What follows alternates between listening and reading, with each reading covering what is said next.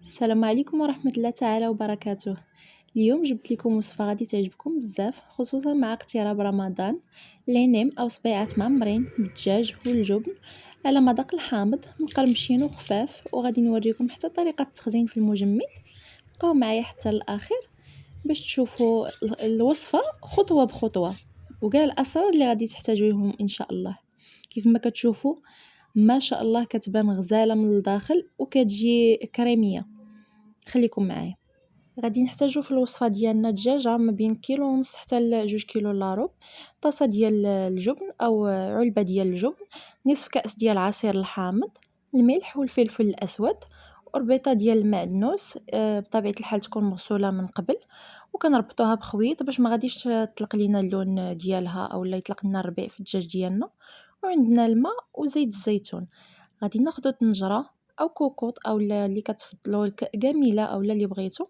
غادي نوضعوا فيها الدجاج ديالنا وغنوضعوا عليها التوابل وعصير الحامض، الربيطه د المعدنوس ديالنا، والماء اللي غادي يكون مغطي لنا الدجاج فقط بواحد سنتيم اولا 2 سنتيم كاع. وغادي نحتاجو زيت الزيتون او زيت المائده اللي متوفر عندكم، غير واحد الخويط صغيور وصافي. غادي نوضعو كلشي في الطنجره ديالنا، غنسدو عليها ونديروها فوق البوطه ديالنا. كتاخذ لنا من ثلث ساعه عفوا حتى نص ساعه ديال الطياب. كنديروها فوق البوطه على بوطه مهيله وكنسدو عليها بطبيعه الحال مع الصفاره ديالنا. ملي كتبدا تصفر واحد القسمين ربع ساعه كنحلو عليها نقلبو الدجاج ديالنا واش طاب ولا ما طابش. كنخشيو غير واحد الموس وكنقلبو الدجاج ديالنا وصافي. من بعد ما غادي يطيب لنا الدجاج ديالنا غادي نحيدو داك المعدنوس من الربيطه ديال المعدنوس من الخليط ديالنا، وغادي نحيدو الدجاج غادي نديروه في بول اللي غنفردوه فيه. وداك مرق الدجاج ما تلوحوش، احتفظوا به حيت كيتحتاج بزاف د الحاجات، كيتحتاج في لي سوب، كيتحتاج في بزاف ديال الحوايج كنحتاجوه فيه مرق الدجاج، اولا حتى في الحريره تقدري ديريه.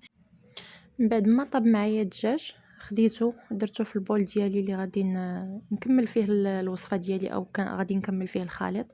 كنحيد ليه العظيمات كاملين، كنحيد له الجلود، كنحيد له العروق، كنحيد له كلشي بحال تماما بحال البسطيله. هنا كيف ما كتشوفوا معايا كنستعمل يدي باش نتاكد بلي ما بقات حتى شي حاجه، ولا لقيت شي طريف كبير ولا شي طرف ديال الصدر مازال كبير ولا شي حاجه كنفرتو. ومن بعد غادي ناخذ علبه الجبن وغنضيفها على الخليط ديالي وغنحاول نخلط شويه.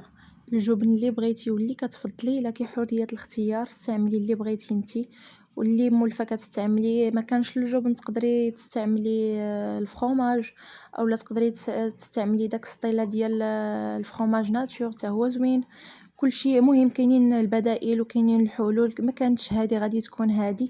والمهم هما نديروا وصفات اللي غادي نفرحوا بهم راسنا هو الاول وحبابنا في رمضان ان شاء الله اللي حنا مقبلين عليه. الله يدخلوا علينا بالصحه والسلامه ان شاء الله يا ربي. من بعد غادي نوضع الخليط ديالي في الهاشوار باش غادي نطحنوه، خصو يتطحن معنا مزيان ويتلين. الا ما كانش عندك الهاشوار تقدري تستعملي شي حاجه واحده اخرى، يا اما تدقدقيه بالموس اولا بالهاشوار اليدوي، اولا غير تفردتيه مزيان بطريقه مزيانه ومن بعد ديري عليه الجبن ديالك ومعسيه غير بفورشيط. الا ما كانتش هذه تكون هذه علاش لا. كما كتشوفي معايا دابا غادي نبدا نطحن في الخليط ديالي. خاصو يجيني كريمي، ما كيبقاش كيبان الدجاج نهائيا، باش كتعضي العضه ديالك ما كتعرفيه لا واش دجاج ولا فرomage ولا جبن ولا ما كتعرفيش، حتى كيتخلط المذاق ما بين داك المذاق ديال الجبن وما بين المذاق ديال الحموضه، كيجي ما شاء الله عزيز عليا بزاف. كنت دقتهم انايا عند واحد الانسانه قريبه ليا كتجيني من العائله وعجبوني بزاف، وكنت طلبت من عندها الوصفه وعطاتها ليا ما بخلاتش عليا، الله يجازيها بالخير. ومن ديك النهار هما معتمدين عندي، كيعجبوني واخا انا ماشي من عشاق الحامض، ولكن داك لوغو الخفيف ديال الحموضه اللي فيه كيعجبني، وكنظن عشاق الحامض غادي يعجبهم بزاف. كما كتشوفوا معايا حليت على الخليط ديالي، بان لي بلي مازال خاصو واحد شويه، زدتو واحد جوج ديال الخلطات. فاش كنكونوا كنستعملوا الهاشوار ما كنبركوش بركه وحده ونبقاو باركين، كنبركو شي شويه ونهزو يدينا. من بعد غادي نوضع الخليط ديالي في البول باش غادي ندوزو للمرحله التاليه اللي هي تقطع ديال الورقه.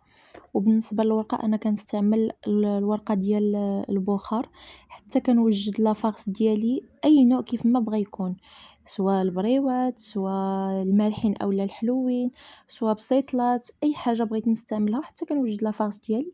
عاد كنمشي ناخذ الورقه باش كتبقى معايا زوينه.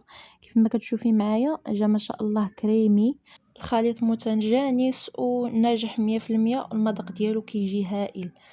انا عزاز عليا بزاف، بغيت نشاركهم معكم، كنتمنى تجربوهم وتردوا عليا، وكنتمنى يعجبوكم حتى نتوما.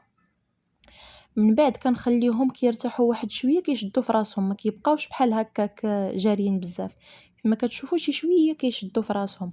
بغيتو ديروا تغييرات تقدروا تزيدوا عليها ورقه سيدنا موسى، تقدروا تزيدوا اعشاب منسيمه، الزعتر، اي حاجه بغيتو تزيدوها تقدروا تزيدوها، لكم حريه الاختيار. ولكن اللون خاصو يبقى ابيض، يعني بالنسبه للعطريه ما تخرجوش على هذا الاطار ديال الابزار ومليحه، هما الاساس.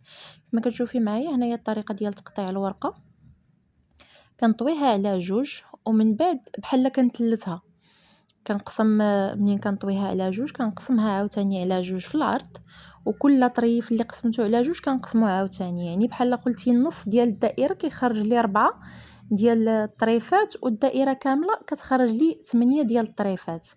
كنقطعوها بحال هكايا كتخرج ليا مثلثات، حيت انا بغيتهم غير صغار. كنتو باغيين ديروا لينيم كبار اولا الصبيعات كبار، كديروا تقطيعه مختلفه على هذه، اولا كديروها كطويوها على جوج وكتقطعوا وكتوليو طويوها على 4 كافيه، وغادي تجيو لينيم، غيجيو لينيم عفوا كبارين وغيجيو زوينين. كما كتشوفي معايا منين كنقطع داك الطرف اللي عندي من هنا ما مقطعش، كنحلها وكنولي نقطعها.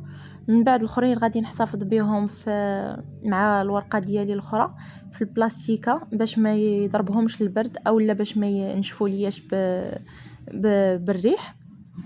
وغادي نبدا نشكل في البريوات ديالي، كيجيو ما شاء الله كيجيو فنين، صبيعات صغيورين حليلوين. و الطريقه راها موضحه في الصوره. كنوضعوا المثلثات ديالنا بالمقلوب بحال هكايا، كنوضعوا الخليط. الاهم هو منين نكونوا كنستعملوا الخليط ندهنوا يدينا بشويه ديال الماء باش ما يلصقناش فيها. هذاك راه الماء اللي درت في يدي، كنديروا غير شويه ما كنديروش بزاف باش ما يتحلوش معنا في الطياب وباش ما يطرطقوش.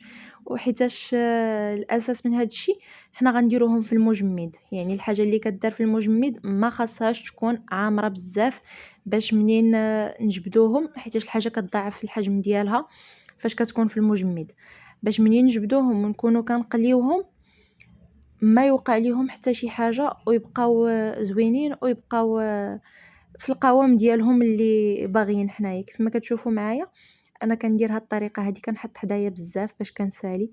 تبارك الله ما شاء الله خرجوا لي كميه كبيره.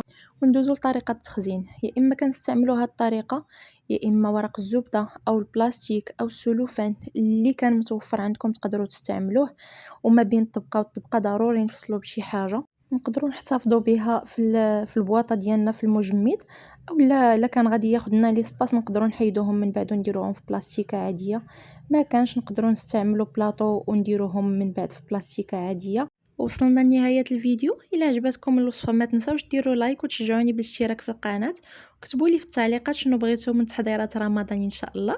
وما تنساوش تجربوا الوصفه ديالي وقولوا لي كي جاتكم، خليوها لي في التعليقات. نتلاقاو في فيديو جديد ان شاء الله.